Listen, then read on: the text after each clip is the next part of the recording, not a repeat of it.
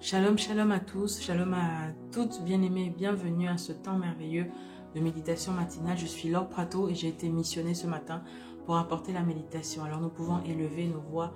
Père, nous te disons merci. Nous te bénissons, Seigneur, pour ce merveilleux jour. Nous sommes heureux dans nos cœurs parce que nous savons, Seigneur, que tu es notre Dieu, tu es notre Père et tu es celui-là qui prend soin de nous. Seigneur, comme des enfants, des fils, désormais, Seigneur, qui appartiennent, qui sont totalement attachés à leur Père. Seigneur, dès maintenant, nos cœurs sont dans la paix. Nos cœurs sont heureux. Nous savons, Seigneur, que nous n'allons manquer de rien. Nous savons que tu pourvois chacun de nos besoins. Nous savons que la paix de Dieu qui surpasse toute intelligence garde nos cœurs.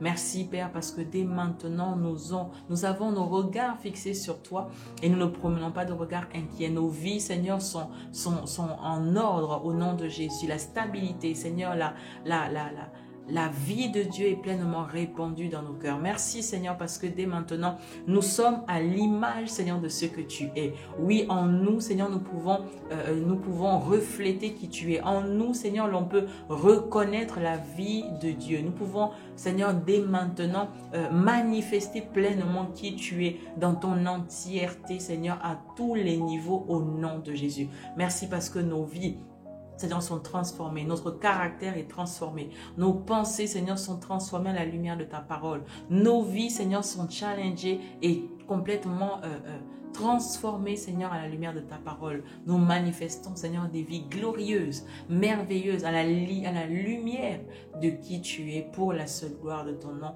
au nom de Jésus. Amen, amen. À ce moment de méditation matinale. Et pour commencer, nous allons lire 1 Corinthiens chapitre 6, versets 19 à 20. La parole de Dieu dit ceci: « Ne savez-vous pas que votre corps est le temple du Saint-Esprit qui est en vous? Ne savez-vous pas que votre corps est le temple du Saint-Esprit qui est en vous, que vous avez reçu de Dieu et que vous ne vous appartenez point à vous-même. » Verset 20. « Car vous avez été rachetés à un grand prix. Glorifiez donc Dieu dans votre corps et dans votre esprit qui appartiennent à Dieu. » Dans ce mois dont le thème est vie consacrée à Dieu, personnellement, en fait, chaque jour, à travers les méditations, à travers les prédications du dimanche, en fait, je comprends mieux certaines choses dans ma vie chrétienne qui n'avaient pas forcément de l'importance, en fait, par le passé. Donc, des choses qui, au départ, en fait, étaient tout simplement négligées parce que, comme beaucoup de chrétiens, en fait, je fonctionnais dans une sorte de compréhension humaine de la parole de Dieu. On se dit, oui, c'est bon, j'ai compris. Mais, en fait, il n'y a rien de vie, il n'y a rien de vivant, en fait. On peut entendre, écouter la parole de Dieu, mais sans changement. Sans changement. Et la parole de Dieu, de toute façon, nous dit que la foi sans les œuvres est vaine. Bien aimé, tant que tu écoutes la parole de Dieu et qu'elle ne te change pas dans ta manière de penser, qu'elle ne te change pas dans ton caractère, en fait, tu annules la parole de Dieu. Tu rends infructueuse la parole de Dieu. Et donc, comme je disais, en fait, ce sont des choses qui étaient au départ négligées. Parce que comme, de toute façon, beaucoup de chrétiens, en fait, je fonctionnais dans une sorte de compréhension humaine, vraiment une compréhension humaine de la parole de Dieu. Et il faut dire la vérité, en fait, la conviction, forcément, n'y était pas. En fait, il faut une conviction personnelle. Si on veut voir un changement, si on veut voir une transformation, il faut vraiment, en fait, déjà qu'on arrête de faire comme tout le monde et de décider vraiment, de prendre de réelles décisions intérieures pour voir les choses changer. Aujourd'hui, avec les différents messages et les temps de méditation, par exemple, que nous avons au niveau du refuge, en fait, je ne peux que me remettre en question dans ma foi avec Dieu, dans ma marche chrétienne. Et c'est vraiment le but. Tout ce que nous recevons au refuge, tout ce que nous recevons, tout ce que le pasteur vraiment s'applique à nous transmettre, c'est vraiment pour que, comme on dit, en fait, il y ait vraiment quelque chose de nouveau, en fait, une lumière qui jaillit dans ton esprit. Tu te dis, oui, là, maintenant, j'ai compris, je vais changer tel fonctionnement. En fait, c'est passé à l'œuvre, c'est passé aux actes, c'est vraiment agir selon ce que nous entendons tous les jours, bien aimés. Tant que nous comprenons, tant que nous entendons, tant que nous pouvons réfléchir sur tout ce que nous recevons, mais que nous ne passons pas vraiment à l'action, en fait, on ne pratique pas, il n'y a pas derrière de remplacement. On ne remplace pas ce qui était déjà. Donc, en fait, finalement, il n'y a pas de changement. Donc, vraiment pour dire que, en fait, tout ce que nous recevons au refuge, c'est vraiment quelque chose qui nous est donné par la grâce de Dieu, vraiment, pour que nos vies changent, bien aimés. En fait, il s'agit là vraiment d'un véritable réajustement dans notre manière de penser, dans notre manière de vivre notre foi. Parce que la parole de Dieu, en fait, chaque jour, doit nous ramener vraiment sur des bases essentielles qui, jusque-là, pouvaient être ignorées, qui cela pouvait être bypassé. Donc, on sait très bien ce que Dieu attend de nous, mais on repousse encore l'échéance, on repousse encore l'échéance. Et bien aimé, ce que tu repousses, ce que tu négliges, finira par te rattraper. Par exemple, pour le thème de ce mois, vie consacrée à Dieu, c'est un thème qui m'a appris que lorsqu'on parle de vie consacrée ou de consécration, ça signifie en fait que c'est une vie que je dois totalement à Dieu. C'est une vie que je dois, c'est ma vie, voilà, que je dois totalement offrir à Dieu.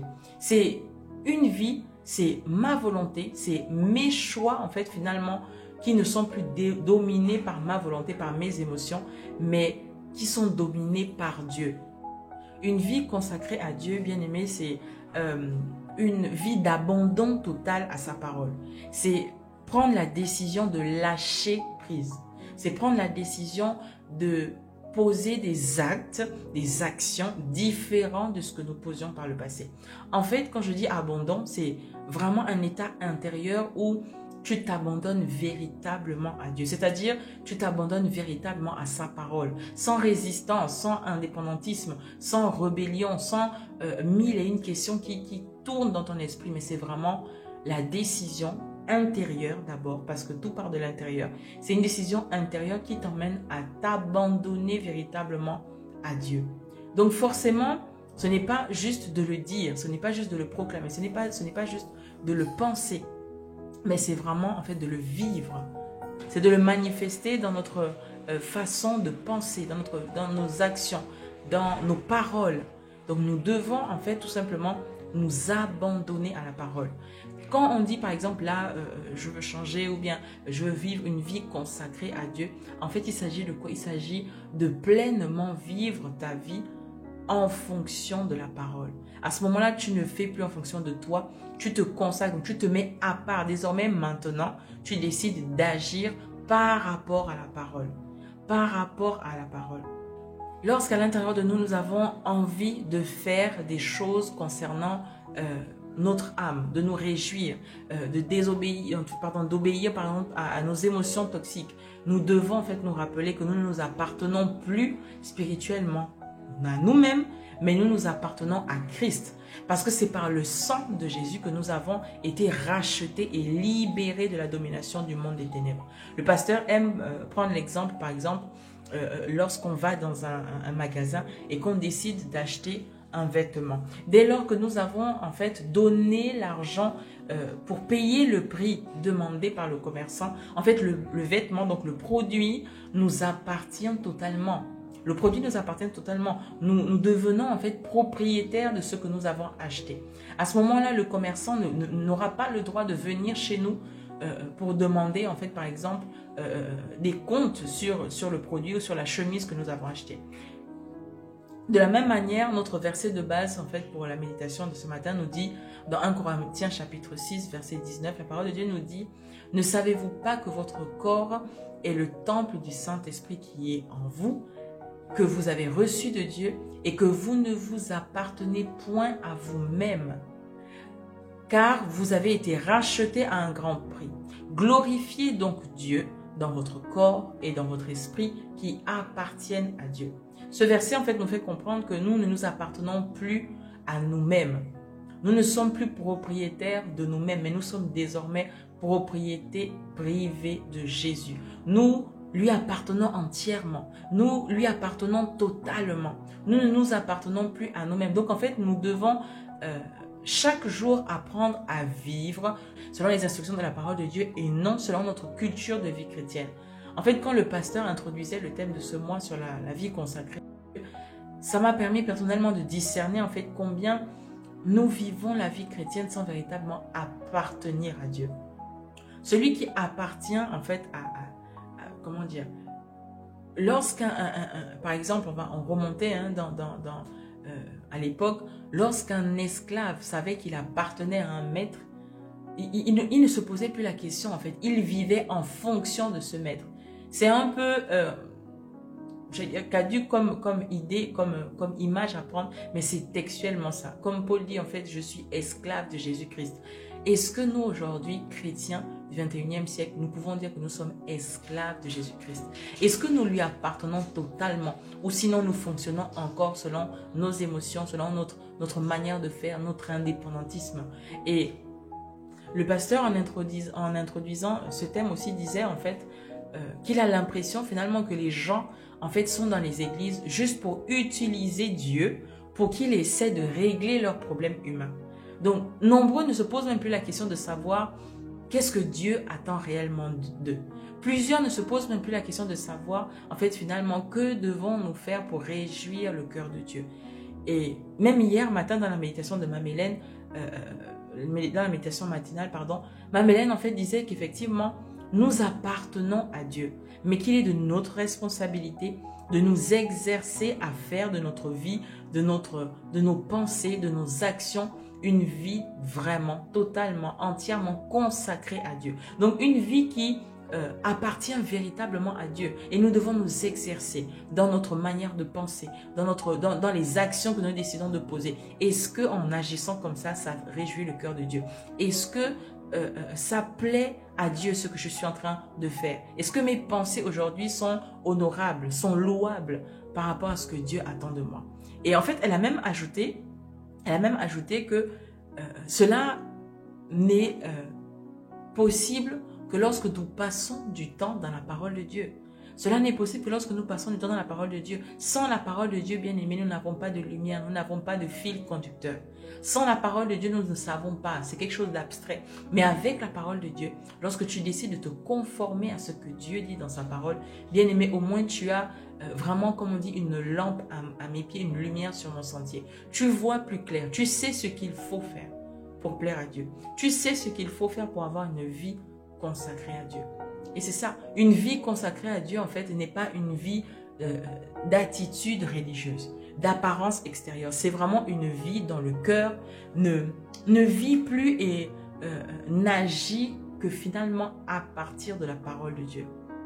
C'est une vie dans laquelle la parole de Dieu a véritablement pris racine et que cette parole est capable de pouvoir se manifester dans notre caractère, dans notre façon de penser, d'agir, dans notre manière de parler, dans notre manière de poser des actions, de prendre des actions. Et cela n'est possible, bien aimé, que lorsque nous faisons le choix de nous abandonner totalement à Dieu, lorsque nous faisons le choix de nous laisser inspirer par l'Esprit de Dieu, lorsque nous acceptons de nous laisser guider par le conseil et la sagesse de la parole de Dieu. C'est vrai que finalement, en fait, on peut se dire, s'abandonner à la parole de Dieu, c'est vraiment quelque chose de difficile parce que nous sommes habitués à agir selon nous, à faire nos choix, à faire nos propres choix, à prendre nos propres décisions selon notre volonté. Mais le Saint-Esprit dit, bien-aimé, que tu ne t'appartiens plus à toi-même. Nous appartenons à Jésus. Et si nous lui appartenons véritablement, si nous lui appartenons entièrement dans notre corps, dans notre esprit, nous devons en fait nous abandonner à sa parole. Nous devons faire taire toute pensée de résistance, de rébellion ou d'indépendantisme qui pourrait se lever prétentieusement contre la connaissance de Dieu. Donc, autrement dit, qui pourrait s'élever contre l'obéissance à la parole. Et le diable sera toujours là, bien aimé, pour nous distraire, pour nous chercher à nous déconnecter de Dieu. Il cherchera toujours à utiliser en fait le piège qu'il a utilisé avec Adam et Ève. Quand ils ont fait le choix de désobéir à Dieu et de vouloir vivre leur vie en toute indépendance. Lorsque nous nous engageons dans une relation et lorsque nous faisons en fait des affaires avec d'autres personnes, souvent notre parole suffit. Ça veut dire que par exemple, tu entendras les gens dire en fait, je vous donne ma parole. Et ça suffit. Ça fait vraiment foi de validation. Je vous donne ma parole. Je m'engage à faire ceci. Je n'y manquerai pas. Et Dieu nous a donné sa parole, bien-aimé. Dieu t'a donné sa parole en guise de gage. en guise de gage. La parole de Dieu nous dit qu'il veille sur sa parole pour l'accomplir, pour l'exécuter. Et ça devrait normalement nous suffire pour que nous ayons confiance en lui, pour que nous n'ayons pas tout le temps en fait à nous poser plusieurs questions, à savoir comment est-ce que nous allons faire pour réussir, est-ce que vraiment nous allons vraiment arriver, quand est-ce que ça verra le jour, est-ce que vraiment nous allons réussir si nous abandonnons entre ses mains. En fait, c'est comme quand par exemple tu es dans une voiture et tu te permets de dormir en fait. Et il y a une autre personne qui conduit, il y a une autre personne qui est au volant. Mais si tu réussis à t'endormir dans cette voiture-là, ça veut dire que tu as une réelle confiance en la personne qui conduit. Ça veut dire que réellement, tu as confiance en cette personne-là qui est au volant. Et c'est ce que vraiment nous pouvons appeler s'abandonner, lâcher prise. Parce que si vraiment, bien-aimé, tu as laissé ta vie entre les mains de Dieu, tu ne dois plus te poser la question de savoir est-ce que je vais arriver. Et c'est bizarre, comment est-ce que cette personne conduit? Non, si, bien aimé, tu peux t'endormir dans une voiture en ayant confiance en cette personne qui conduit, ça veut dire que, en fait, finalement, c'est ça, s'abandonner. C'est ça, lâcher prise. Et c'est ce que nous devons faire vis-à-vis de Dieu. Avoir confiance en Dieu, c'est accepter de lâcher prise. De lâcher prise, d'arrêter de vouloir tout contrôler, d'arrêter de vouloir tout maîtriser, d'arrêter de vouloir tout comprendre. C'est vraiment, en fait, accepter de le laisser nous conduire entièrement. De laisser entièrement nous conduire. Lorsque nous sommes conduits par le Saint-Esprit bien-aimé, lorsque nous sommes guidés par la parole de Dieu, en fait, nous devons apprendre à avoir confiance en lui, à avoir confiance en Dieu. Nous devons apprendre à nous reposer sur sa parole. S'il l'a dit, ça veut dire qu'il le fera. S'il l'a dit, ça veut dire qu'il ne manquera pas à manifester sa parole. Pendant que Jésus était dans la tempête avec ses disciples, il se reposait. La parole de Dieu nous dit que Jésus dormait. Et à ce moment-là, en fait, les disciples étaient agités. Et la première chose que Jésus leur a dit, leur a demandé, quand il a calmé la tempête, c'est « Où est votre foi? Où est ta foi, bien-aimé? Où est ta foi ?» Donc, notre foi, en fait, doit nous emmener à nous abandonner à la parole de Dieu par la méditation. Sur la base de ta parole, Seigneur, j'agis. Sur la base de ta parole, Seigneur, je ne me pose plus de questions, mais désormais, je fais.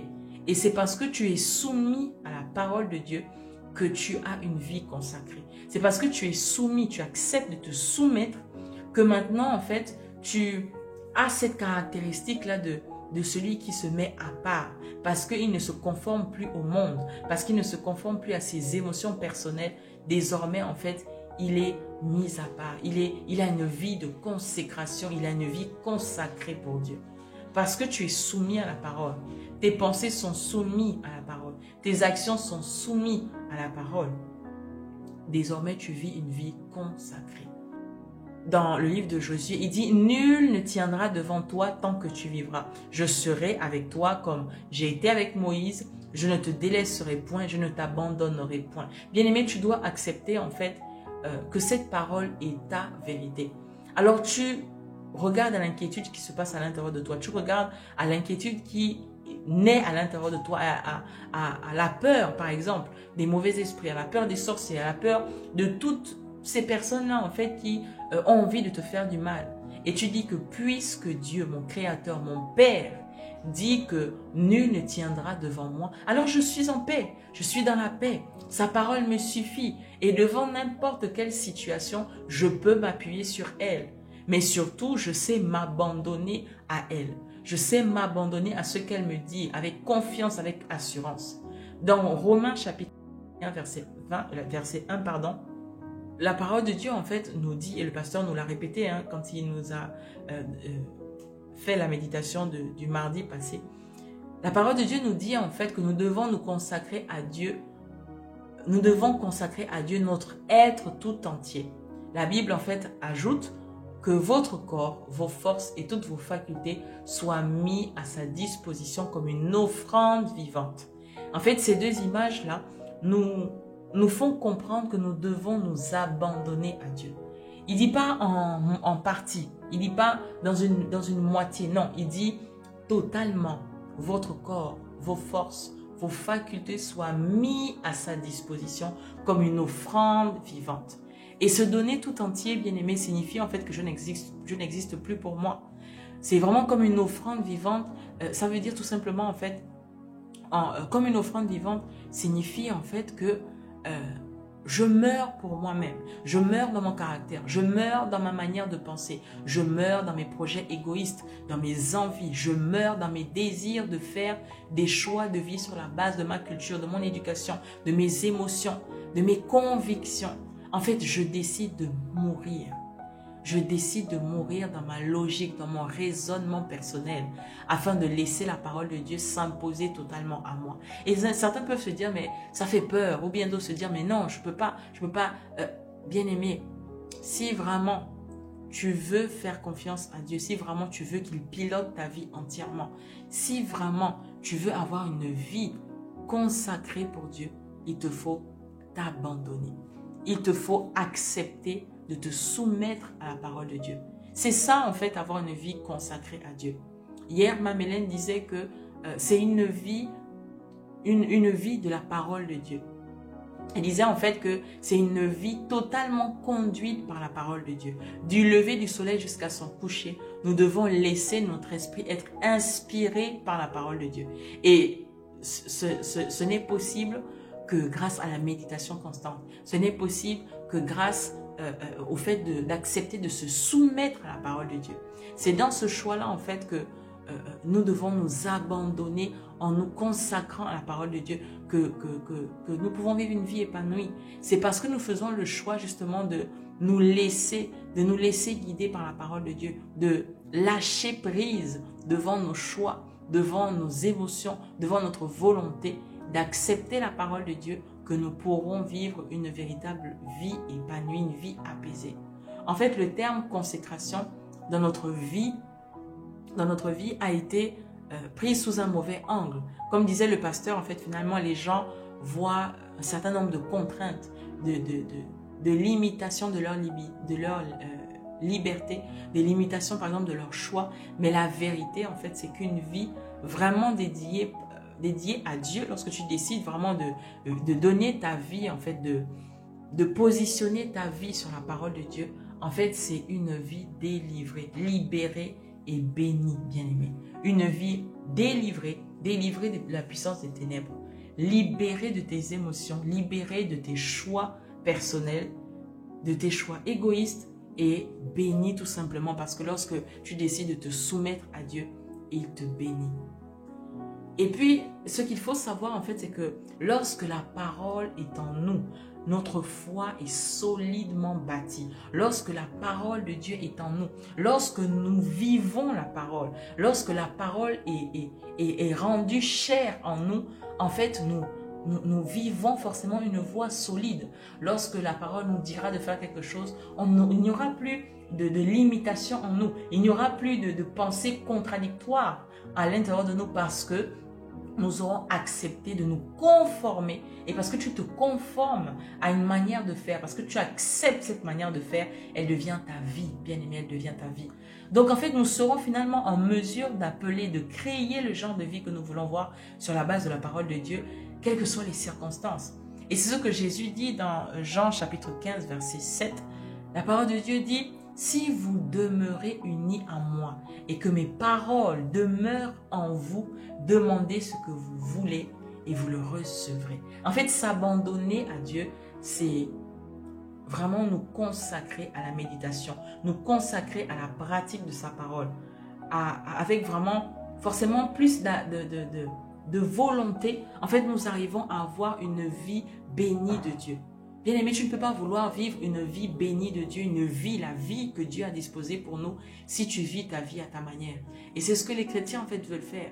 On est là, on va à l'église, on écoute la parole le dimanche. Mais dès que la semaine commence, on est encore même pire que ce que nous avons fait la semaine dernière. Nous devons chaque jour, à chaque instant, toutes les fois que nous... En fait, lorsque nous écoutons la parole, pensons derrière action, action, action, action. Il faut que j'agisse par rapport à ce que j'ai entendu. Il faut que j'agisse par rapport à ce que j'ai entendu. Et c'est parce que derrière, Comme là, la parole de Dieu nous dit, si vous demeurez unis à moi et que mes paroles demeurent en vous, parce que la parole de Dieu demeure en toi, bien-aimé, et que tu décides d'agir en fonction de cette parole qui est ancrée en toi. Je ne parle pas juste d'une parole qui est passée et puis finalement on a oublié. Je parle d'une parole qui demeure à l'intérieur de nous. À ce moment-là, vous demanderez ce que vous voulez et vous le recevrez. Vous demandez ce que vous voudrez et vous le recevrez. Et c'est vraiment ça, en fait, s'abandonner en se consacrant à la parole. Lorsque vraiment on se consacre à la parole, en fait, on change notre système de pensée, on change nos actions et à ce moment-là, oui, on peut véritablement vivre une vie consacrée. Voilà pourquoi, en fait, nous devons tout simplement faire le choix de consacrer nos vies à Dieu, de nous abandonner véritablement à la méditation de la parole de Dieu de manière constante. Alors nous allons élever nos voix par rapport à tout ce que nous avons compris. Nous voulons vraiment que nos vies soient différentes. Alors nous voulons vraiment que ce mois de vie, de consécration soit vraiment quelque chose qui produise des fruits en nous. Nous voulons vivre une vie de consécration. Nous voulons que nos vies changent. Mais comment est-ce qu'elles pourront changer? C'est parce que nous faisons asseoir la parole de Dieu à l'intérieur de nous. C'est parce que nous nous abandonnons à elle sans plus réfléchir, sans plus raisonner. Nous nous abandonnons à la parole de Dieu que désormais maintenant nous sommes consacrés parce que c'est la parole de Dieu qui dicte nos choix. C'est la parole de Dieu qui dicte nos pensées. Désormais, en fait, nous allons vivre une vie de consécration sans même nous efforcer à la vivre. Ce sera naturel. Alors nous allons élever nos voix. Père, nous voulons, Seigneur, te dire merci. Merci, Seigneur, pour cette merveilleuse parole qui nous permet, Seigneur, de comprendre pourquoi et comment nous abandonner à toi, comment nous abandonner à la parole de Dieu. Seigneur, nous devons nous abandonner à la parole parce que nous voulons vivre une vie de consécration, parce que nous voulons voir nos pensées être changées, parce que nous voulons voir, Seigneur, notre caractère être changé, parce que nous voulons, Seigneur, désormais ne plus fonctionner comme ce monde, ne plus nous conformer, Seigneur, au siècle présent, mais nous voulons, Seigneur, nous focaliser. Nous voulons, Seigneur, totalement, Seigneur, nous focaliser sur ta parole. Voilà pourquoi dès maintenant, Seigneur, nous décidons, Seigneur, de prendre ta parole, de la serrer, Seigneur, contre nos cœurs, de la méditer chaque jour, sans plus aucune limitation, sans plus aucune rébellion, sans plus aucune pensée d'indépendantisme. Nous voulons, Seigneur, prendre ta parole, nous abandonner à ta parole. Seigneur, lâcher prise, Seigneur, à ta parole. Nous acceptons de nous taire, nous acceptons de nous taire intérieurement dans nos émotions, dans nos pensées, c'est-à-dire dans les pensées négatives, dans le caractère négatif qui veut prendre le dessus. Nous acceptons de faire taire ce caractère au nom de Jésus. Dès maintenant, Seigneur, nous proclamons que seule ta parole, Seigneur, est notre chemin. Seule ta parole, Seigneur, désormais, est cette lumière-là, Seigneur, qui nous éclaire sur le chemin de notre vie au nom de Jésus. Seigneur, nous n'allons plus nous détourner d'elle. Nous n'allons plus, Seigneur, la mettre de côté lorsque ça nous arrange et lorsque ça ne nous arrange pas et la prendre lorsque cela nous arrange. Nous voulons la prendre en tout temps, en toutes circonstances. Nous voulons, Seigneur, nous soumettre à elle entièrement, nous soumettre à ta parole, Seigneur, parce que nous savons que tu as des projets de paix et non de malheur pour nous. Merci, Père, pour la vie qu'elle contient et qui nous est communiquée. Merci parce que dès maintenant, Seigneur, en obéissant, lâchant prise, en te faisant pleinement confiance, Seigneur, tu viens impacter notre être. Nos vies sont changées de l'intérieur vers l'extérieur. Notre système de pensée est changé au nom de Jésus, à la lumière de ta parole, alors que nous proclamons, Seigneur, ce que nous voyons. Seigneur, tu fais asseoir l'essence même de ta parole et nos vies sont transformées. Notre système de pensée, Seigneur, est changé au nom de Jésus. La qualité de nos pensées maintenant désormais sont à la lumière de ta parole au nom de Jésus. Dès maintenant, Seigneur, nous sommes entièrement transformés, Seigneur, dans notre caractère. Nous manifestons le caractère de Christ sans plus souffrir, sans plus avoir peur, sans plus, Seigneur, nous recroqueviller sur nous-mêmes. Nous manifestons le caractère de Christ. Nous acceptons, Seigneur, de lâcher prise maintenant et de te suivre au nom de Jésus. Seigneur, merci parce que dès maintenant, alors que tu nous fais comprendre, Seigneur, que nous sommes dans le mois de la vie de consécration, Seigneur, nous marchons. Seigneur, désormais, à la lumière de ta parole, nous vivons une vie totalement transformée. Nos vies, Seigneur, sont totalement, Seigneur, en consécration. Une vie consacrée pour toi, une vie totalement consacrée pour toi. Nous ne nous appartenons plus à nous-mêmes, nous nous donnons entièrement. Nous nous livrons entièrement, Seigneur, dans nos pensées, dans nos facultés, dans notre force, dans tout ce que nous sommes, nous nous livrons entièrement à ton service. Fais de nous ce que tu veux. Seigneur, plus aucune pensée, plus aucune chambre à l'intérieur de nos cœurs, Seigneur, n'est gardée, n'est cachée. Nous te donnons tout. Nous nous ouvrons entièrement à toi. Seigneur, c'est toi qui nous connais plus que nous-mêmes. Alors dès maintenant, Seigneur, de la tête jusqu'aux pieds, Seigneur, dans notre esprit, dans notre âme, nous nous offrons à toi. Seigneur, comme un sacrifice vivant, nous nous donnons entièrement au nom de Jésus. Merci Seigneur pour cette parole qui nous permet de comprendre que nous ne devons plus réfléchir, mais nous devons Seigneur nous abandonner à toi totalement à travers ta parole, en obéissant à ta parole, non plus en indépendantisme, mais Seigneur désormais en nous soumettant. Et c'est à ce moment-là Seigneur que nous allons vivre une vie pleine de consécration, une vie pleinement consacrée à toi. Que toute la gloire, Père, te revienne. Seigneur, merci de nous faire comprendre toutes ces choses afin que nos vies soient totalement changées. Nous ne voulons pas juste nous borner, Seigneur, à écouter ta parole, mais nous voulons agir en conséquence. Devant chaque situation, Seigneur, nous nous exerçons. Devant chaque situation, Seigneur, nous changeons de manière de faire. Devant chaque situation, Seigneur, nous acceptons de lâcher notre orgueil, de lâcher le fait que nous pensons avoir raison, de lâcher, Seigneur, nos pensées qui nous ont longtemps ralenti jusqu'ici. Dès maintenant, Seigneur, nous acceptons ta parole qui nous change et qui nous transforme devant chaque situation au nom de Jésus. Merci parce que dès maintenant, Seigneur, nous prenons la décision d'accorder une importance à la méditation de ta parole au nom de Jésus. Père, nous voulons, Seigneur, nous organiser. Fini, Seigneur, le temps où nous le faisions de manière périodique, où nous le faisions lorsque les émotions nous dictaient de le faire. Et nous ne le faisons plus. Nous avons complètement laissé lorsque, Seigneur, à l'intérieur de nous, les émotions, Seigneur, étaient attribuées à autre chose. Dès maintenant, nous nous organisons. Nous nous planifions, Seigneur, quelque chose de bien précis, un temps bien spécifique pour méditer ta parole, pour répéter ta parole, pour la ruminer tout au long de la journée. À aucun moment, Seigneur, nous sommes déconnectés de toi. Mais tout au long de la journée, nous répétons ce que tu dis de nous, Seigneur, dans ta parole. Nous répétons, Seigneur, ce que tu as fait de nous dans ta parole, afin que cette vérité puisse vraiment, Seigneur, s'asseoir à l'intérieur de nous, qu'elle puisse sortir, quitter, Seigneur, notre intellect, mais prendre place totalement, Seigneur, dans notre esprit au nom de Jésus, afin que ta vérité soit notre seule vérité, afin que ta vérité devienne notre fonctionnement au nom de Jésus.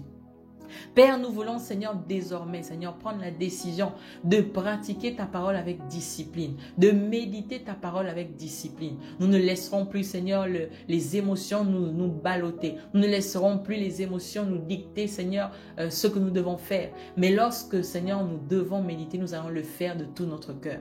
Nous voulons, Seigneur, nous appliquer avec discipline, Seigneur, en faisant ce que nous devons faire et non ce que nous avons envie de faire. Père, merci parce que cette journée, Seigneur, est une journée bénie, où nous voyons tes grâces et faveurs se manifester, où tu viens pourvoir à chacun de nos besoins en utilisant qui tu veux autour de nous. Merci, Seigneur, parce que dès maintenant, nous ne sommes pas limités à l'intérieur de nous, mais nous savons, Seigneur, que tu peux faire toutes choses. Tu peux manifester ce que tu veux. Parce que celui qui vit, celui qui a vaincu le monde demeure à l'intérieur de nous. Merci Père, parce que dès maintenant, tu es notre bon berger. Tu nous conduis dans de verts pâturages. Nous n'avons aucune inquiétude à l'intérieur de nos cœurs. Aucune peur, Seigneur, ne vient nous distraire. Mais nous sommes confiants, nous sommes rassurés. Nous sommes, Seigneur, remplis de confiance vis-à-vis de toi, vis-à-vis de ta parole. Parce que ce que tu dis, ta main puissante s'empresse de le manifester au nom de Jésus. Amen, amen. Passons une excellente journée, bien-aimés. Shalom, shalom chez vous.